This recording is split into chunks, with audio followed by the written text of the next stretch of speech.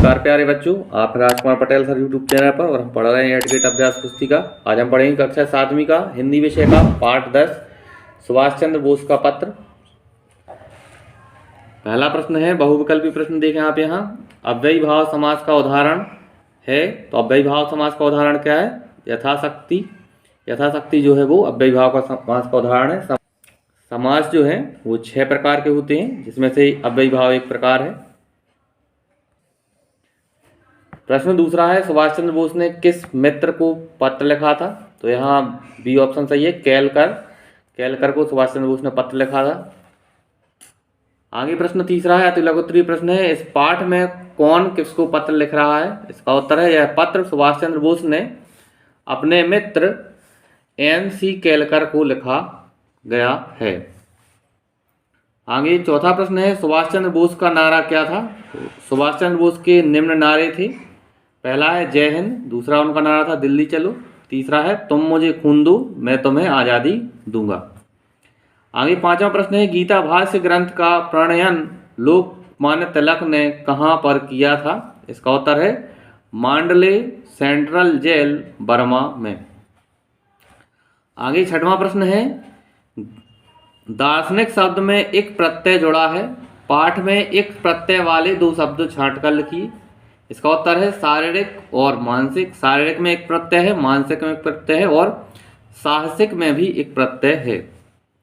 आगे सातवां प्रश्न है, मांडले जेल का परिवेश कष्टकारी क्यों था? इसका उत्तर है मांडले जेल में बंदी से किसी को मिलने जुलने नहीं दिया जाता था एवं बंदी को एक कष्टकारी कमरे में एकदम अकेले रखा जाता था।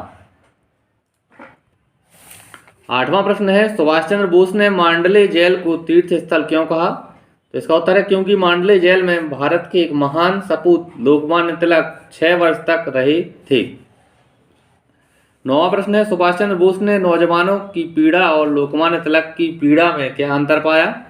इसका उत्तर है लोकमान्य तिलक की पीड़ा नौजवानों की अपेक्षा कुछ मायनों में अधिक कठोर रहती थी।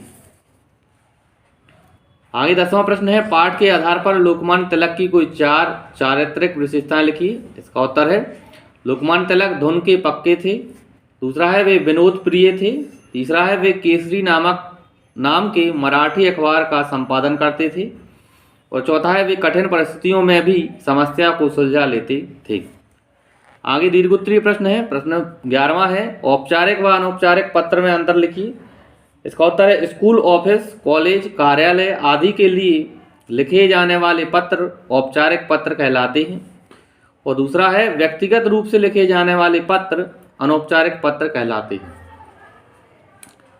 आगे है, अपने मित्र को पत्र लिखिए जिसमें आपकी शाला के गणतंत्र दिवस के बारे में बताया गया हो। तो यहाँ बच्चों हमने यहाँ कुछ लाइनें कम थी, फिर भी यहाँ कुछ लिखा है एडजस्ट करके। आप थोड़ा सा स्पेस ज़्यादा हो अगर तो आप अलग से एक पेज पर लिख सकते हैं। देखें आप, सबसे पहले लिखेंगे हम प्रिय मित्र नमस्ते बाएं साइड और दाहिने साइड लिखेंगे हम अपना पता, रायसेन मध्य प्रदेश 28 जनवरी 2019, जहां हम पत्र को भेज रहे हैं।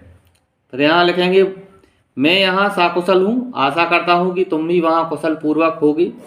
तुम्हें यह जानकर अति प्रसन्नता होगी कि शाला के गणतंत्र दिवस में कार्यक्रम में मैंने भाग लिया था और उस पर मुझे पुरस्कार भी मिला।